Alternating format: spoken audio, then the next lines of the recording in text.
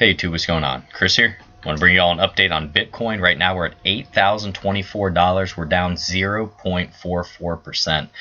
There's some key things I want to get into here with you today, guys. We're sitting on a key level, and basically what we're looking at now is this downtrend or this break to the downside, is it finally slowing down, or are we going to be able to get some type of pullback up onto the support that we broke down through here at around 93.95. So I'm gonna get into all this, guys. If you like these, like, subscribe, hit that notification bell. I'm gonna leave my Robinhood link down low if you want to trade some cryptocurrency or stocks for free. You get a free stock, I get a free stock. It's a way to help me out on this channel, and for those who have and who do, I appreciate you guys. So first of all, what I want to start out about 2 days ago, we were looking at, or I was doing a video and we were talking about a potential busted pattern out of this descending triangle. So we're still waiting for that to happen. If you guys remember, when I was reading through the Encyclopedia of Chart Patterns about this, it can take anywhere from basically about 10 days up to 2 weeks to get back to that area, right up into here, guys. So we broke down through 93.95, and now what we're waiting to see is if we get some type of a bounce off this $7,500 range or dollar area of support that we're looking at. And guys, another thing that's correlating with this level of support is the Fibonacci. And I want to pull out the Fibonacci for us. So we're going to go from our swing low up to our swing high. All right, guys, and as we're looking at this now, the next key area, if we do not hold this 75.89, where I have this red line here of support, if we break down through that, I definitely want to see the 0.618 hold at $7,200, guys. That's at 72.58. That is a crucial area. If we break down through there, I will see at the 0.786 most likely, guys, and things could get very ugly. We'd be looking at basically a $5,000 Bitcoin at that point, you know, 5,500, right in that range. So it's key for us that in the next few days, even to a week, that we get some type of a bounce off this 75.89 or this 0.618 Fibonacci level. Okay, and a lot of times what you'll get, guys, you'll get a bounce off this 0.618 back up to the 0.382. So that's a common bounce that you will get if you play the 0.618 a long position, guys, and that would bring us back up to around 97.93.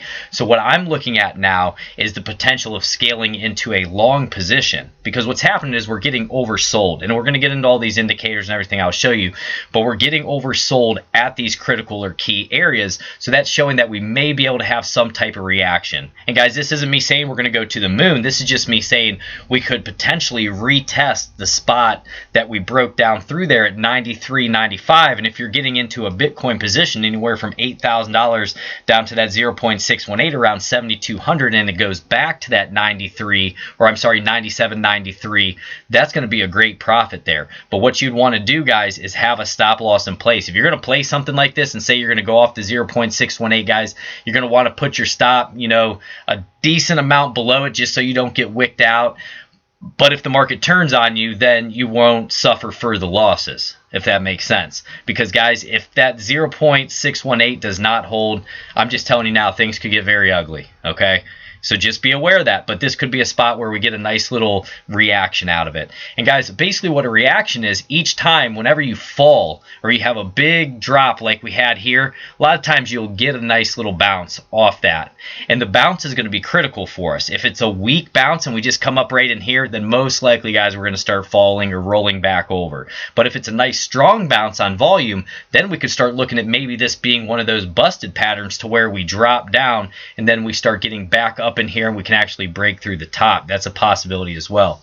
And as I talked to you guys the other day, if you watched that video, descending triangles, whenever you have this break to the downside, it's about a 54% chance that you'll have a pullback onto the area that you broke down through, that 93.95. So that's something I'm going to be paying very close attention to.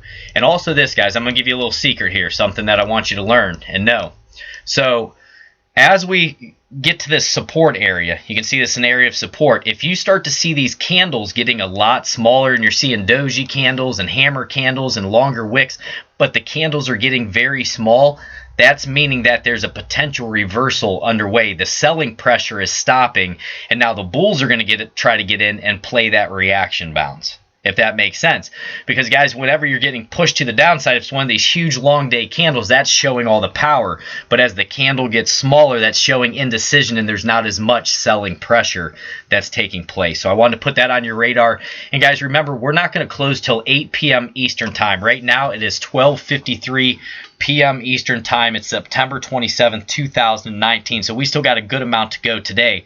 But what you're kind of seeing today is almost a little doji candle down here. So this is showing some indecision here, the fight between the bulls and the bears. And we're just going to have to see if we get pushed down farther and test this support line at 75.89, or if this is a spot where we finally start to reverse because we're getting oversold. Okay.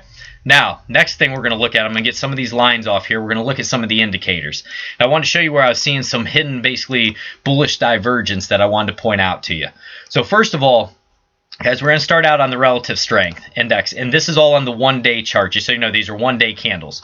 So on the one day, we're at 20 on the RSI, so we are in oversold territory. Anything under 30 is oversold. Now, the cryptocurrency market can get very crazy, as you all know.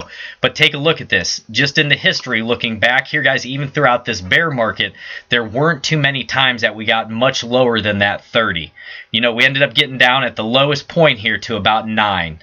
Right in that range, and then we started to reverse. But we're getting to that area where maybe it's starting to look like a spot where we could start slowly layering back in or laddering back in and see what happens. And what you do, guys, if you ladder, say you want to go long now and you see $8,000 and you say, okay, I think we're going to get a bounce, start with your smallest amount first, and then as we get down closer to that 0.618, if there's looking like there's going to be a reversal, maybe that's the area where you put more capital in, and you basically just average yourself down for that. And obviously, guys, have a target where you know, okay, if this works out, this is where I'm going to get out. That's very important. But the divergence that I wanted to point out to you is on the 4-hour chart. So if we go into the 4-hour here, right there, what's happening is our price was dropping down and our RSI is going up slightly. So it's a slight divergence here. Whenever you see price dropping down and RSI going up, that means strength's building, and maybe this is an area where we can find that support, guys. So we can come back up here and test the bottom of this descending triangle along with this 50-day moving average. Do you see that, how we have lost it? A lot of times you will back test that. Do you see over here how we lost it, guys? We dropped down real far, then we came back up. We actually pushed through it before dropping back down again. But a lot of times you're drawn back to that 50-day moving average. That's a key for us, okay? And guys, on the RSI on the 4-hour, we're at 24 right now, so that's also oversold territory. All right, let's get into a few more here. We're going to switch back to the 1-day. And guys, if you like these videos, you like me being honest with you, like, subscribe, hit that notification bell. Let me know down low. Like I said, I don't want to be the channel. There was a commenter in the last video that I did, and he was basically saying, why do you trade or this or that, just hodl and everything.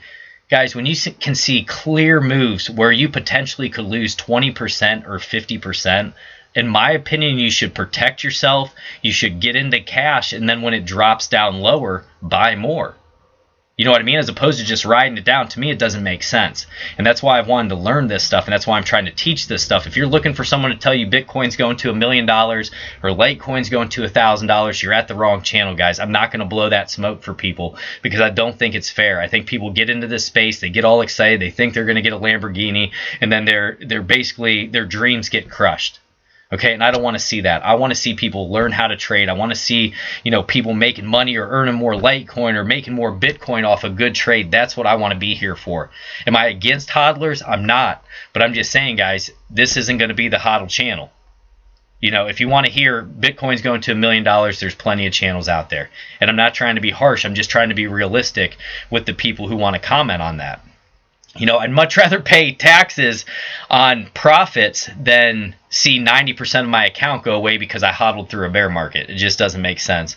And you guys let me know down low if you like me being honest with you and telling you about these things as opposed to just blowing smoke like a lot of people do. I don't want to do that to you all. Like I said, if you want that, then there's other options out there for you. But I want to teach people this stuff. I've spent hundreds of hours reading books, guys. I'm still a beginner in this, but I'm trying to educate myself the best that I can in this space. Okay? So, guys, next one we're going to go into is our Bollinger Bands.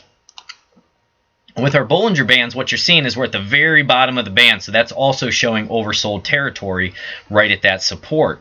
So like I said, this could be a spot, guys, where we slowly maybe want to start laddering in and seeing what's going to happen and protect yourself with those stop losses. That's what I'm looking at least.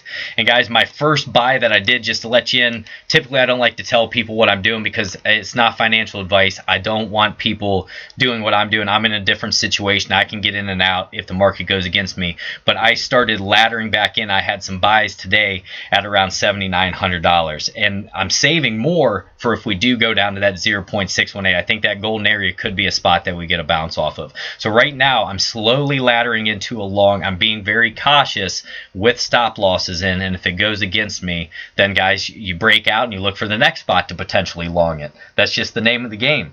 You want to have a good risk to reward management, okay? And just to do risk and reward with you so I can show you. So we take our long position. Say we're opening a long position. We'll go basically from where I said I got in, guys, about that 7,900 right there.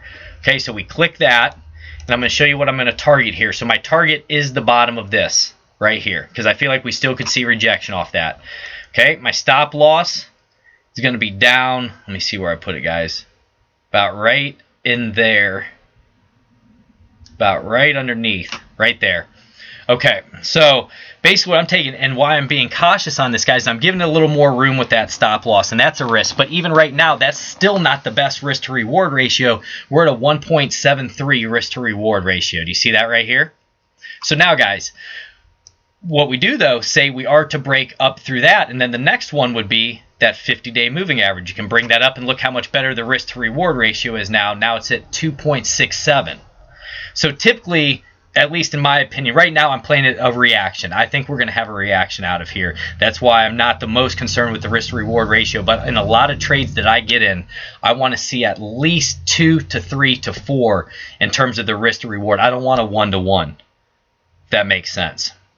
Okay, but basically that's what I'm targeting here, guys, is this top line of the descending triangle where we ended up breaking out of.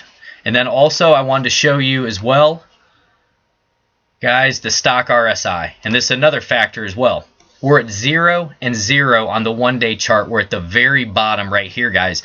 So in my opinion, why would the whales be jumping in this oversold territory to try to smash it down even farther? What I would see them doing is allowing this to have some type of a bounce up here, and then if they're going to smash it again, then smash it from that level and bring it back down. So that's what I'm saying. It's called a reaction, guys. That's what I'm trying to play, as a reaction. Okay, so guys, I apologize for going a little long here. I wanted to make it shorter, but there's just some different things that I want to teach people, and I really want people to learn this stuff the best that you can, so you're not just stuck seeing your portfolio get smashed all the time. Okay, and if you don't like it, guys, I'm not forcing you to be here on the channel. You can go wherever you'd like. I just want to help the people who want to help themselves, basically. Okay, so guys, like, subscribe, hit that notification bell. God bless each and every one of you guys. Take care.